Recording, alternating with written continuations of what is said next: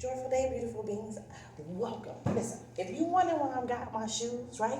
Because I'm going to find my joy. Do you got joy? Joyful day, beautiful beings. Joy for all things, beautiful hearts. It is mine, truly yours, maybe. Sierra and Clark, and you are here on my channel. Welcome to another episode of Sierra Speaks. Yes, we speak unconventionally here. This is a rated U channel. Say it with me, rated U. Why I need you to understand that is because I talk about the unconventional things. I talk about the things least likely. I talk about the miracles and the magic of the things that can happen that we're almost so human that we're forgetting all about. The unconventional ways that you can attract the things that you love and you desire. Yes, so if you are new here, please do me a favor, like, comment, and subscribe, and then share this with someone else. So if you missed my last episode, then that's good because you're watching this one. So, but in the last episode, we talked about joy, and I'm wondering, where are you on your joy scale? Have you found it yet? Are you seeking it? Where did you find troubles area? Where did you find trouble areas? Did you find it in your inwardness or your outwardness or in your environment? If you're not sure what I'm talking about, this is what we talked about in the last episode. I talked about being able to discover joy in your inwardness and in your outwardness and in your environment. And and in your environment. And if joy seems to be hard to find, then those are the places you got to check. Those are the 3 places you got to check. And for some reason, if you check those places and you still can't find them, then put your shoes on and go find them. Because it is your responsibility, nobody else's, that you find joy.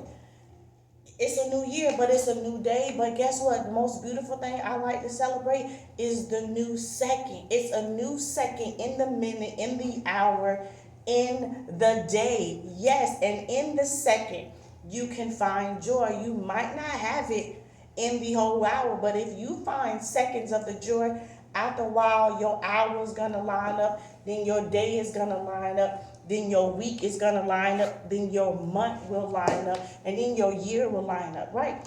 And then you'll start living right within, and joy will take over. Joy will start taking over in your life. Yeah, it will start taking over in your inwardness and your outwardness and in your environment. And your inwardness is those deep parts of you. Your inwardness is the matters of your heart. Your inwardness is those thoughts that you're telling yourself. Your outwardness is the music that you listen to, the people that you are in company with, the music you listen to. That is your outwardness. And then your environment is where you're spending most of your time. On your job, whether if you got to be there to make $1, it's still where you're spending your time. And even in that space, it should be a part of you having joy. Don't just say, oh, I'm going to work because I got to go to work. I got to make $1 to pay my bills. And rightfully so. But even in that space, you should find joy. Even in that space, you should really be able to smile from the inside out. It shouldn't just be about the money. Because if it ain't about the money, right? It can't just be about the money. Miss me with it if it's just about the money. But I can almost tell you that if it's only about the money, then the joy is missing you. Yeah, if it's only about money with the things that you're doing and the things that you say you love, then you're probably missing the joy. Because joy necessarily don't care about money. And not that we know that you need money. Scripture says that money answers all things. We're fully aware of that. I'm not saying you don't need money because I got my own bills. That's not what I'm saying. But if you're only doing things, right? If your channel is only about money, if your influence is only about money, if everything you're doing is only about money, then you're probably still miserable. Then joy is probably going to drive right by you. Joy probably going to see you and not even pick you up if everything about your life is only about money. Because the best things in life are for free. Like joy, it's mine. I was born with it. It's God-given. It's divinely all of mine. And the world didn't give it, and the world can't take it away. Hey, this joy that I have, the world didn't give it to me.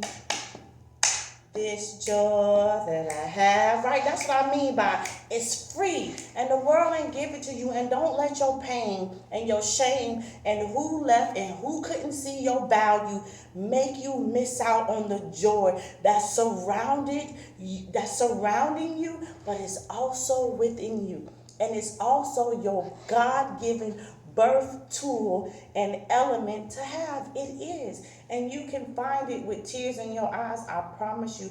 And I'm only telling you what I know, right? I'm not telling you what I heard. I ain't telling you what I read. I'm telling you what I know. I've been able to find joy in some dark moments, right? And don't mean that it ain't dark, but I brought that light. You can bring that light. And so, listen, so if you cannot find joy in your inwardness, right?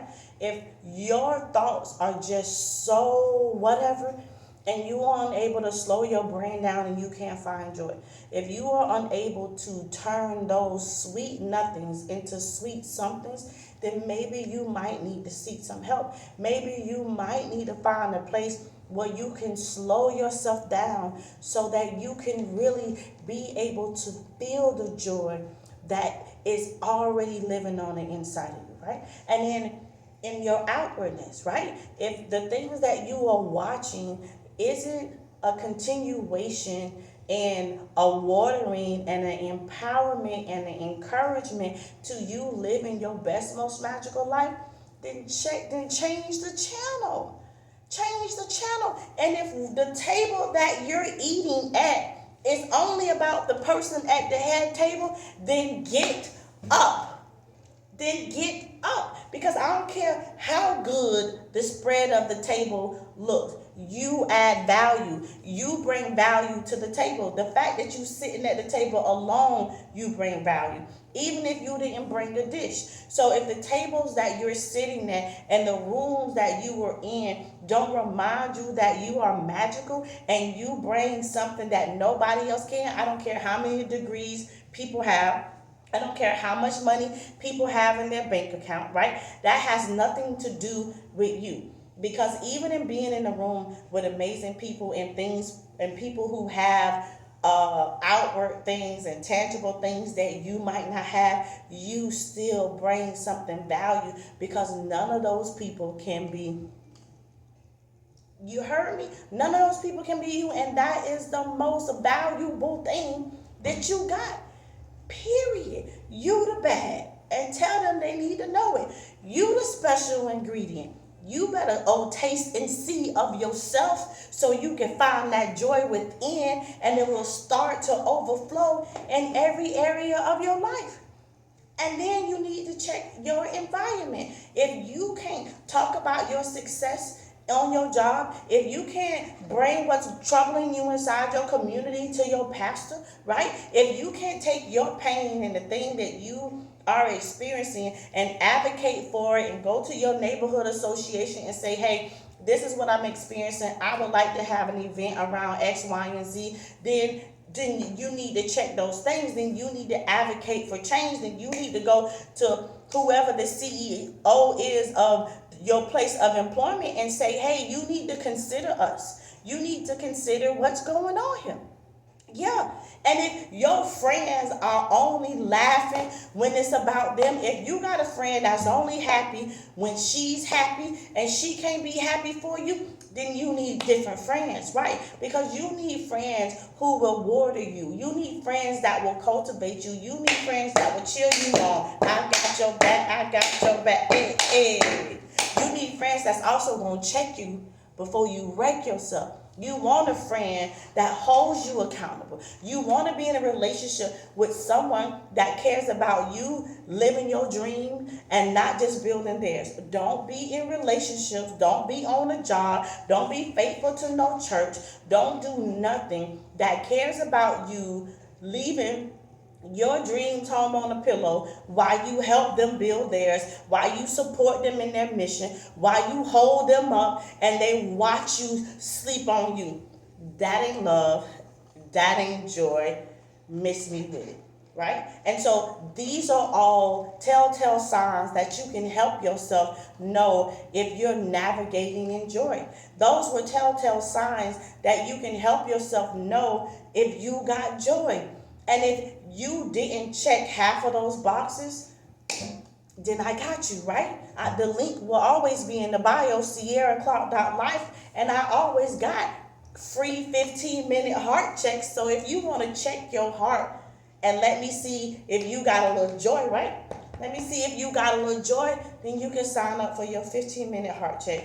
And then let's work that out. But don't you continue to walk around and not have what is yours, right? And then you'll blame others, then you'll feel like life ain't worth living, and all these human things that can start. This is how sometimes suicidal thoughts come in. This is how sometimes depression kicks in. This is how sometimes we pass on what the world has called generational curses, right? Because when we don't have it, then we often we when we don't have it, we're not being an example for our children to even know what joy looks like. So now then they start adapting what the example of what they're only seeing. You only working, not smiling, coming home angry and miserable. And so they thinking having a job is just about work, work, work, work, work. Not about them smiling, not about them not about their employer appreciating them, not about their communities feeling safe, not about the church home that they go to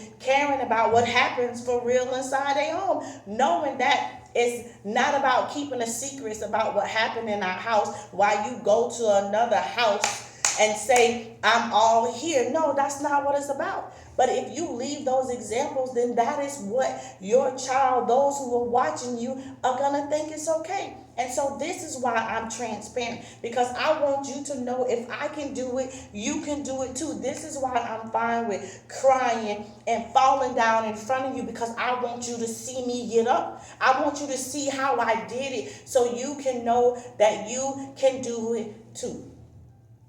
Listen, if you ain't got the joy in your inward parts and your outward parts and in your environment, then put your shoes on and please go find it. Thank you for tuning in to the channel. I'm at the Museum of Motherhood, which is a unique space. You finding your joy is a unique thing too. So find your joy and then spread it all around. I got my shoes on. I got joy, but I got my shoes on, and I don't mind going to get some more. But if you're having trouble with joy, if you're having trouble in any area, I'm here to listen, right? I'm here to water you so that you can bloom to your fullest potential. The Museum of Motherhood is here for you too. If you're in the St. Petersburg area, we are here on Fairfield Avenue South. And then also the Museum of Motherhood link will be in the description, where you can click on there and get the famous boob shirt or any other thing else. Find your joy. Keep smiling and keep shining. This year will feel like next year. If you feel like last year was unrewarding, this year will not be able to bring you anything different if you aren't willing to do something different. And so you got to be willing to do some deep searching in your inward parts. You might need to do some deep cleaning in your outward parts, and you might need to run out of some of these environments. I'm Sierra M. Clark, and this is Unconventionally Speaks.